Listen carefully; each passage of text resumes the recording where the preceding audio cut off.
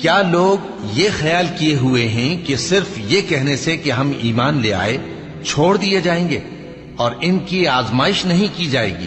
اور جو لوگ ان سے پہلے ہو چکے ہیں ہم نے ان کو بھی آزمایا تھا اور ان کو بھی آزمائیں گے، سو اللہ ان کو ضرور معلوم کرے گا جو اپنے ایمان میں سچے ہیں اور ان کو بھی جو جھوٹے ہیں۔ کیا وہ لوگ جو برے کام کرتے ہیں یہ سمجھے ہوئے ہیں کہ یہ ہمارے قابو سے نکل جائیں گے؟ جو فیصلہ یہ کرتے ہیں برا ہے۔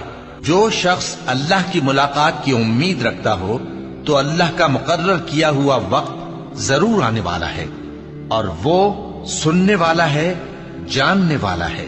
اور جو شخص محنت کرتا ہے تو اپنے ہی فائدے کے لیے محنت کرتا ہے، بے شک اللہ تو سارے جہان سے بے نیاز ہے۔